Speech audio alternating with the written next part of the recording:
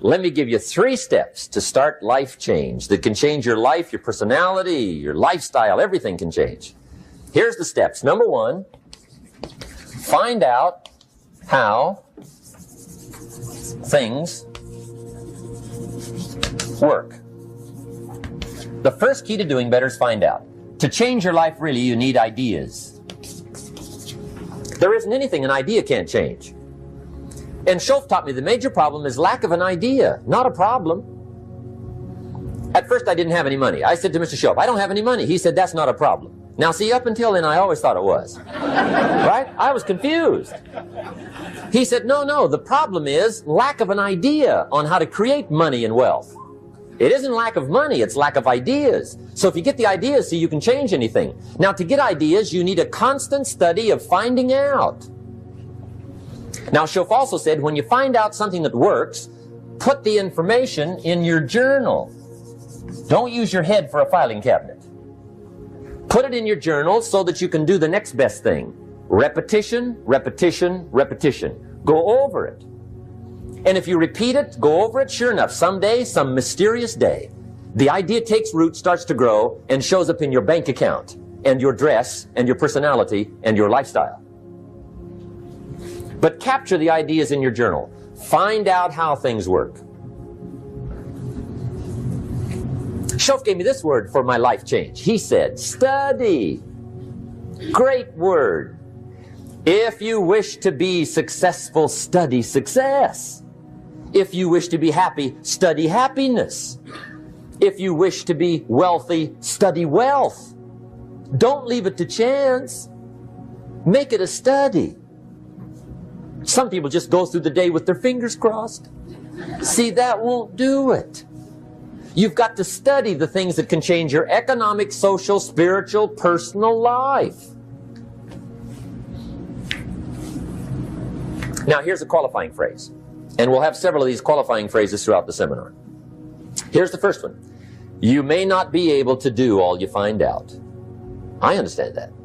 You may not be able to do all you find out, but you should find out all you can do. See, you don't want to wind up at the end of your life and discover that you've lived only 1/10 of it. And the other 9/10 went down the drain. Not for lack of opportunity, for lack of information. So that's number 1, find out how things work. Now here's the best human virtue for finding out. Curiosity. Make a note of that. Curiosity. Be curious. You might add a word to it that'll help. Childish curiosity. What will kids do if they want to know something bad enough? Bug you. That's the phrase. They can ask 1,000 questions. You think they're through? They got another 1,000. They'll drive you to the brink. It's a virtue. When you gotta know, be like a child. In fact, Jesus, the master teacher, said, unless you can become like little children, you might as well forget it. You don't have a prayer. Excellent advice. You gotta be like children. 4 ways, in my opinion, to be like a child. Number 1 is curiosity. Number 2 is excitement. Get excited like a child over your ability to make yourself do anything for change. 3rd is faith. Have faith like a child. Adults are too skeptical. And 4th is trust. Trust is a childish virtue, but the rewards are incredible. So be like a child. Now, if you're curious, let me give you 3 ways to find out how to change anything. Any life direction, any dimension. Here's 3 ways to find out how to change anything. Number 1 is to read. Become a good reader. All of the successful people I know and work with around the world, they're all good readers. Curiosity drives them to read. They got to know. They just read.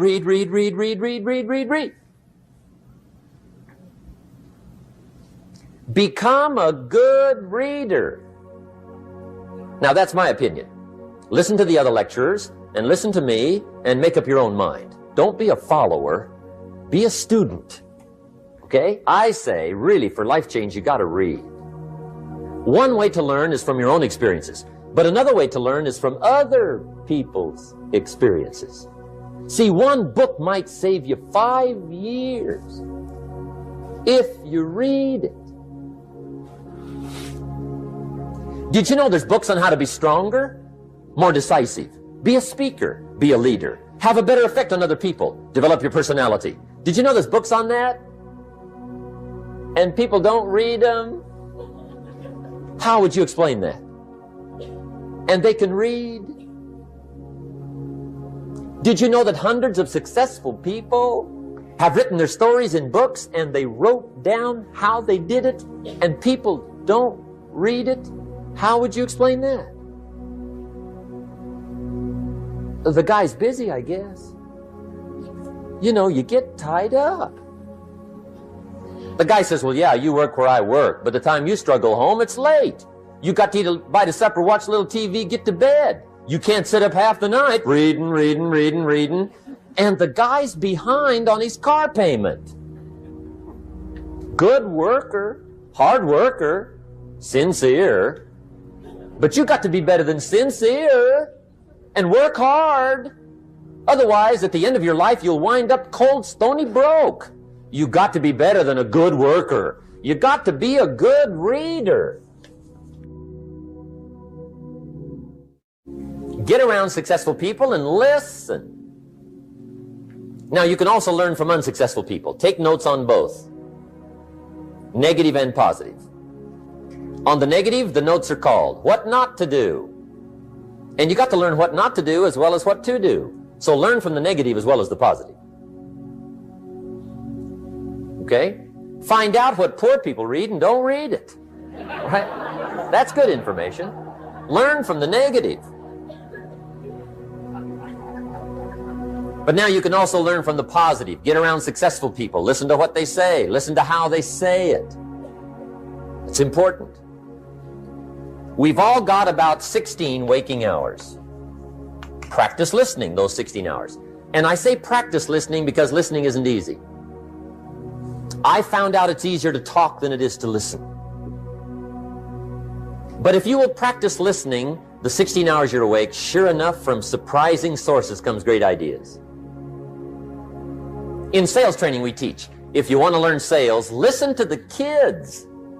Kids have got to be the master salespeople of all time. They have no equal. Father tells his young son, no, you cannot have an ice cream cone. 30 minutes later, he's licking on one. That'd be 30 minutes worth listening to. They got moves you wouldn't believe. Persistence runs deep like the ocean. And the kids never took a class on how to overcome objections. They already know how. They don't need classes. So listen and learn. Now, here's some of the best advice I've got for the whole evening. It won't get any better than this. This is it. Poor people ought to take rich people out to dinner and listen. That's some of the best I got. If a guy's not doing well, one of the first things he ought to do is find a guy that is doing well and offer to buy him his dinner. Spend $50, $60, $80, $100. Go for the full 9 course. Start him on the juices and hors d'oeuvres. Get him started talking. The salad takes 15 minutes. Keep it rolling. Biggest steak in town takes 45. Keep it rolling. Pour on the dessert. Stretch that meal out about 2 hours. If you get a successful person to eat and talk for 2 hours, they're liable to drop ideas in your lap, change your life. Multiply your income by 2, by 3, by 5. But you're right. Poor people don't usually take rich people out to dinner. That's the problem. The guy said he's rich, let him buy his own dinner. I'm not coming up with any money. And he says, besides, you work where I work, but the time you struggle home, it's late. You're lucky to get your own supper, let alone running around trying to find a rich man to feed. And the guy's behind on his house payment. Good worker, hard worker, sincere. But you got to be better than sincere. Work hard. You wind up broke. You got to be better than a good worker. You got to be a good listener. And remember, what you read and what you hear, put the good stuff in your journal. Now, here's the third way to find out how to change your life, and that's to observe. You can pick up a lot of ideas just by watching. Get around successful people and watch. Here's why. Success leaves clues. Watch how the man shakes hands. Watch how the lady responds. People who do well do certain things over and over and over and over. And if you're clever, you can pick them up. Watch it all. If a guy's making $10,000 a month, I'd watch how he walks. Maybe that's it. Copy his funny little walk. Somebody says, well, that's kind of a silly walk. Say, it's 10,000. I haven't got the money yet, but I got the walk. It's bound to start somewhere. What I ask you tonight is to be unusual and be a good observer of what's going on. You can pick up ideas that can change your life starting tomorrow. Just be a more careful observer. Now remember, there's two ways to see. One is called sight.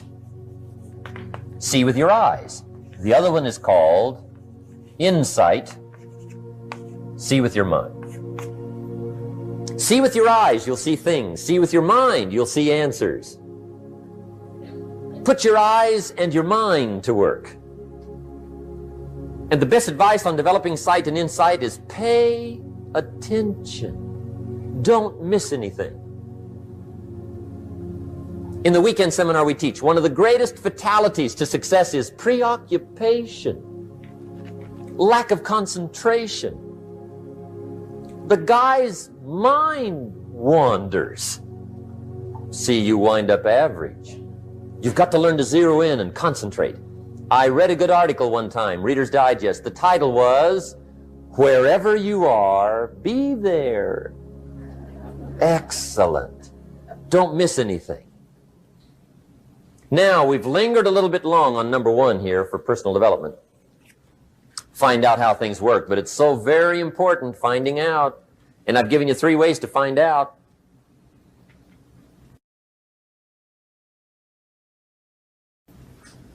Now, here's the second step to personal development. Okay, number 1 was find out how things work. Here's number 2, go to work.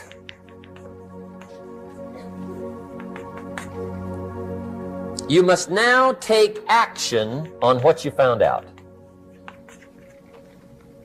In doing business around the world, we call it game plan. Put together your game plan. One of the major things we teach on the weekend seminars, game plans. How to game plan your office. If you're in sales, you need a game plan. Kids need a game plan. You need a home game plan, social game plan, a business game plan. Everybody needs game plans. Financial independence, game plan. Your investment, game plan. Don't think in your head. Put it on paper. Don't operate out of your mind. Operate from paper. I often ask somebody, what are you going to do the next 6 months? And somebody starts to tell me. I say, no, don't tell me. Show me. Show me your game plan for the next 6 months. Then I can look at things and maybe I can help. But you got to operate from paper. Put it on a game plan. Take action on what you found out. Now here's the best word I know of to go with action. Massive. See, that'll change everything. Massive action is called the cure-all. If you're going to make calls, make a few thousand. If you're going to make contacts, make a few thousand. If you're going to knock on doors, knock on a few thousand. See, that'll change everything. Here's the language of the poor. I'll try it a time or two and see what happens. It's the way poor people talk. The guy says, well, I'll give it 30 days. 30 days. You could guess his bank balance. You've got to have a better game plan. So here's one of the major things to do starting tomorrow. Take a look at your game plan.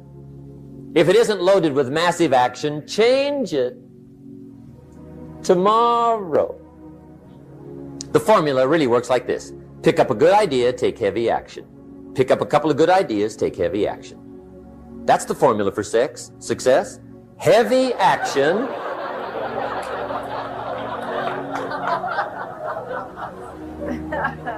It's a good thing we can edit all this, right? The formula for success: take heavy action on a good idea. That's the ratio. Now here's the key. Don't wait till you've learned 2,000 or 3,000 things, because that way you'll use up all the time. And you could wind up smart and broke. And hey, it's okay to be dumb and broke. But if a guy's smart and broke, that's pitiful. Don't let your learning lead to knowledge. You'll become a fool. Let your learning lead to action. You can become wealthy. And there's many kinds of wealth. I understand that. Not just money. Money's one of the least of all values. I know some people with a lot of money that are very poor. Evita sings, as for fortune and as for fame, they are illusions. They're not the solutions they promise to be. So there's all kinds of wealth, but to get a big share coming your way, you've got to have a heavy action game plan. Now, here's the third step to personal development, and we'll wrap up personal development. Step number 3, it's just a little caution, and all through life we need little cautions. This one simply says, don't try to beat the system. Find out how it works, work it, but don't try to beat it.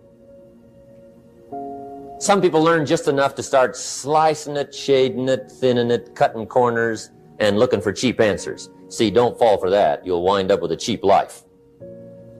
Find out how it works best and do it that way. Even though it seems to take a little longer, do it right. Don't compromise with right. Now, under this step, here's another key. Be a quick learner. Don't let it take long to teach you. Learn quick. Don't run at the wall too many times. Learn quicker. One guy said he broke his nose 7 times in the same place. Somebody says, looks like you'd stay out of that place. Learn quicker. Now, the third point here is don't be stubborn. See, some people won't change even when a better way comes. They say, well, I've been doing it this way 30 years. Hey, be ready for change. If it's a better way, go for it. But don't try to beat it.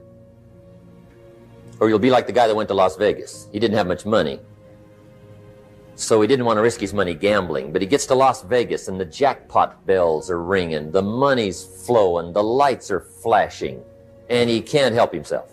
He's got to gamble. But instead of gambling with his cash, he decides to play the mental gambling game. And the brilliant scheme he worked out goes like this. He'd pick a number like number 3. Mentally, he would bet a certain amount of money on the number. And whether it won or lost, he would jot down that amount in his little pad. I would have won $5 if I'd have made that bet. Just to keep track of it, win or lose. That way, come midnight, he can calculate how he's doing, win or loser, how much, only not his money. Keep his money. Just play this mental gambling game. So here he is around the gambling table, everybody else shelling out their hard-earned cash. He's got this brilliant scheme. Instead of betting with his money, he's betting with his mind, and he lost his mind. Which means don't try to beat the system, I guess.